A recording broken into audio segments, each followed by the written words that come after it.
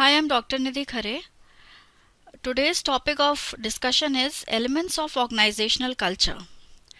But students, before I move on to this topic, let's discuss some myths about organizational culture. As you know, culture is a very powerful force at the workplace, which is consciously and deliberately cultivated and is passed on to the incoming employees. It reflects the true nature and personality of an organization. Now, students, there are various myths about organizational culture. Now, some of them I am discussing here along with the counter arguments. First, organizational culture is same as organizational climate. In management literature, there is often ambiguity about the two concepts, which are organizational culture and organizational climate. Organizational culture is a macro phenomena which refers to the patterns of beliefs, assumptions, values, and behaviors, reflecting commonality in people working together.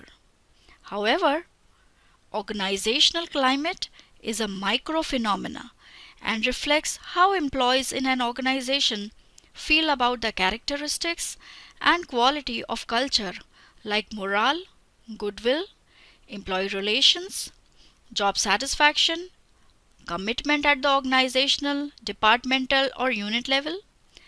It refers to the psychological environment in which behavior of organizational members occur. It is a relatively persistent set of perceptions held by organizational members about the organizational culture.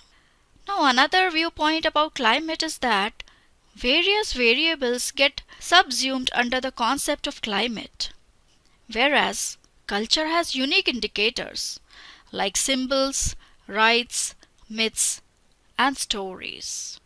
So I hope now you understand the difference between culture and climate. Next is culture is same as groupthink. Groupthink I've already discussed. So let's discuss the difference between culture and groupthink. Since culture refers to shared assumptions and beliefs, it is likely to cause confusion. Now, groupthink refers to group members hiding any differences in how they feel and think and behave in a certain way. The phenomenon of groupthink is mostly used in a face-to-face situation when dealing with small groups. Culture, on the other hand, is a much larger phenomena characterized by historical myths, symbols, beliefs, and artifacts. Next, culture is same as organization. Culture is a result of sustained interaction among people in organizations and exists commonly in thoughts, feelings, and behavior of people. Organizations, on the other hand, consist of a set of expectations and a system of reward and punishment sustained by rules, regulations, and norms of behavior. And lastly, culture is a social structure.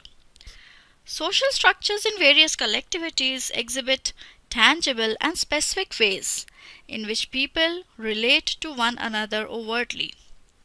However, culture operates on a system of unseen, abstract, and emotionally loaded forms which guide organizational members to deal with their physical and social needs. Now, coming to elements of culture. Students, at the root of any organizational culture is a set of core characteristics that are collectively valued by members of an organization.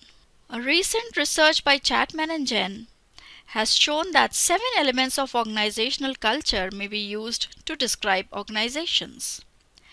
These are innovation, stability, orientation towards people, result orientation, easygoingness, attention to detail, and collaborative orientation. Innovation.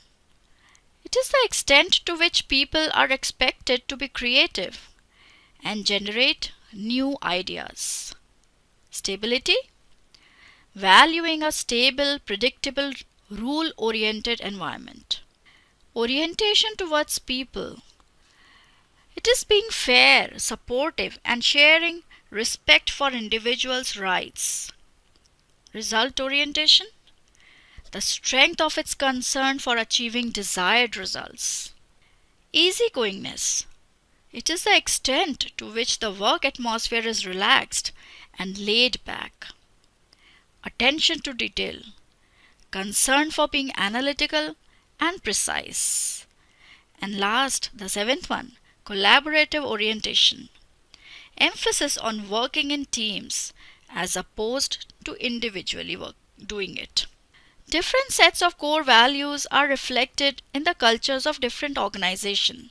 And testing this idea, Chapman and Jen compared 15 companies in 4 different industries with respect to these 7 aspects. Their results suggest that there were similarities between the cultures of companies within the same industries. For example, consulting firms had cultures that were more similar to each other than they were to other types of companies, such as accounting firms. The researchers also found connections between cultures and various industry characteristics. In general, companies had cultures that were matching with the kind of work they did. For example, consulting firms had cultures that were more innovative and more people-oriented than did the postal service. These results suggest that organizational culture is not only a key factor in distinguishing between individual companies, but also between entire industries. Thank you.